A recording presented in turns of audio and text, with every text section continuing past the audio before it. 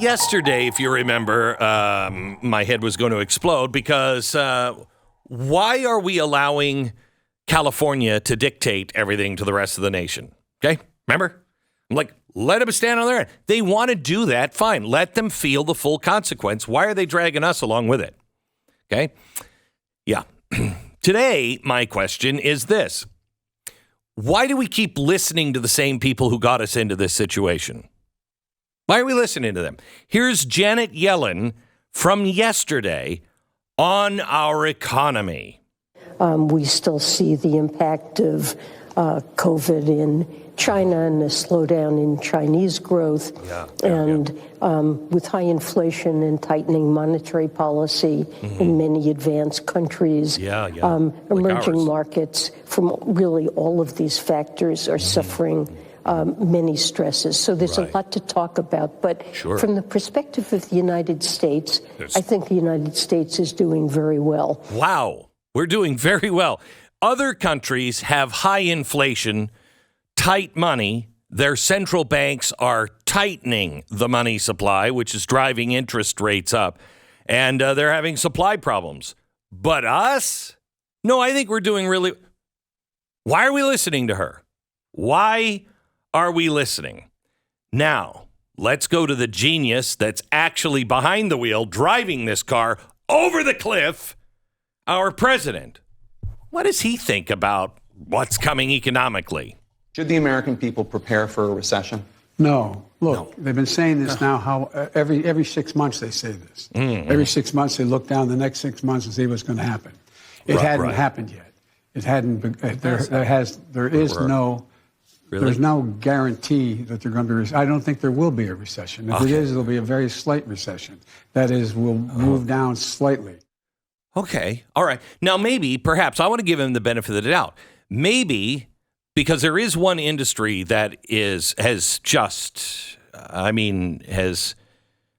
made so much money hand over fist. It is such a growing industry that maybe he's thinking, well, GDP is affected by the fentanyl and human trafficking industry. Jobs are, it's not hard to find a job there. If you're willing to human traffic people because of the border, don't worry. If you're an Eastern European hooker, his son has really helped keep that economy going. Right. But just because, this according to Department of Homeland Security, just because of what we've done on the border, there has only been a 500% increase in human smuggling. Increase. That's good, right? Yeah, that's good. Yeah. Up. America is really doing We're number one. Yeah. Now, I want to talk about those other countries that are having some problems, with loans becoming more expensive, threatening jobs, trouble with their oil and gas prices, high interest rates, and high inflation. Unlike us, we're good. But let me talk about those countries. Top diplomat in the European Union Ambassadors Annual Conference said that Europe has been decoupled due to multiple black swan events. It says it can no longer count on Russia for cheap gas and oil. China, they were depending on cheap goods. And the United States, they've depended on the United States for security. And now they've lost all three. And, now they're going to have to completely reimagine how Europe is put together because it's broken. And they're not going to be able to do anything about it. They just have to reimagine how everything works. And they're looking now at an era of volatility, which is great. But, the thing I really liked is he said, United States and Europe had a fantastic relationship, and we were cooperating a lot. And that situation might change now. But, I'm quoting, but I urge you to think, what would have happened if instead of Joe Biden, this would have happened with Donald Trump or someone like him in the White House? It wouldn't happen with him in the White House. He was warning you of these things, and you laughed at him. But don't worry about it, because we're fine, according to Janet. We're doing I think we're on the upswing. We're doing really, really well. Now, let's see. I just want to count the enemies here. We're We're in a proxy war with Russia, right? We're fighting with Ukraine, which I think all we're doing is laundering money through Ukraine. We haven't made China too happy lately, but we also have had a very long ally, Saudi Arabia, which I don't want to be tied to. And Donald Trump was fixing that. But then our president, he got a little spicy with the sultan or the prince over there, and said, this guy's a thug and a criminal, and he has no place at the table, and I'm going to take care of him when I get in. So now the president went over and he said, hey, can you guys maybe up the, and they agreed as he left, they agreed to 200,000 barrels, which is nothing. 200,000 barrels. And then the White House wrote a missive to the prince and said, you just broke your word to the president. What are you doing? You said 200. Now you're going to reduce it to 100. And that kind of pissed the prince off. And so he's like, yeah, you know what? I'm going to reduce it even more than that. Okay. So the people who were there at the meeting said that he was asking for oil. And he was asking, can you just boost it up a bit? What's better is he was saying, and if you have to cut it, can you wait until after the election? That way he could, convince everybody that we're on the move. Everything's good. And your gas prices are down. And then OPEC could lower the production of oil. And then after you've made a decision on which side you trust to tell you the truth and to help you along, then after the election, then he could say, oh, my gosh, look at what these evil Saudis are doing. Okay? Now, the president has come out and said, we never even talked about oil. Really? You didn't? You didn't? Really? Huh. That's weird, because everybody who was in the meeting says you talked about oil. But no, he didn't. And he also says, ridiculous that I said we were going to reevaluate our relationship if they didn't cut the oil. Except... after they cut the oil, the president was on TV that very day saying, I think we need to reevaluate our relationship. So this is really good. Biden has now warned of consequences for Saudi Arabia. He vowed to hold Saudi Arabia accountable. He said, I'm not going to get into what I consider and what I have in mind, but there will be consequences. Good. Okay. All right. Okay. All right. Well, why not? Why not throw that log on the fire? Oh, by the way, the other reason Saudi Arabia is so pissed at us because of Joe Biden is because he's making a deal with their mortal enemy, Iran. So we got that going for us. So let's pick another fight there. Oh, here's another fight we just picked too. You're going to love this one. We have decided to stop all exports of our chips to China. Yeah.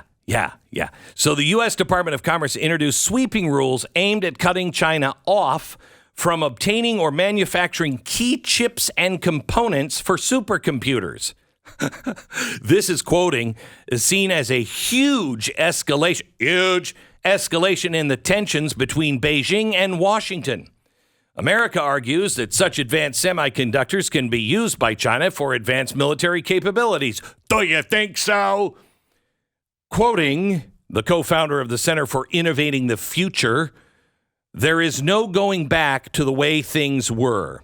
With the latest action, the chasm between the United States and China has now expanded to the point of no return. This is great. So by cutting off the chips, which I'm not arguing that we shouldn't be sending them stuff, but right now, might be kind of a dicey time to do it. Now we're forcing them to have to take Taiwan because Taiwan is the maker of all of the most sophisticated chips. In fact, I think they make 80% of the chips. So that's going to be really good if they march into Taiwan, because then guess who doesn't have any computer chips? Yeah, us. Oh, this is good. Oh, by the way, last night also, Biden doubled down on the warning of nuclear Armageddon. Yesterday, he said it again, I don't think Putin will use a nuclear weapon, but, I mean, it could be nuclear Armageddon if he does. Oh, okay, that makes it much more acceptable and soothing, really, to hear that news. Oh, and they also announced yesterday that NATO is going to hold a nuclear deterrence exercise. Now, this is great. Have you ever heard of Operation Able Archer? Oh, this is a great story. Don't worry, it's in our past. Able Archer was something that we did every year, right there on the border of Russia. We did it with NATO. It was a NATO nuclear deterrence test. And I'm going to take you way, way back to 1983. Because what we did, we held this every year we did it, annual exercise. And we had 100,000 personnel over there, 16,000 of which were flown in from the United States. And the exercise was to simulate, what are you going to do if somebody launches a nuke? Now, the Soviet Union knew this was just an exercise that we did every year. But Reagan had been a little spicy, calling them a terrorist organization, saying that they were an evil empire. And so they no longer trusted the United States at all because they knew Ronald Reagan wanted them to collapse. So what they did is they had these new things called computers. And these computer programs who started to track, they were there in Russia, and they were very sophisticated. Russia had only the best computers and the best software programmers. And so as they were doing this, what happened was it looked like we had launched a bunch of missiles on their computers. And they were convinced we launched a bunch of missiles. It wasn't just the computer. And they had, during the whole operation, they had all of their planes out with 10-minute warnings, and they had loaded all of their missiles. They had also taken all of their missiles out of the protected shelters, opened up the blast doors. They were ready to launch.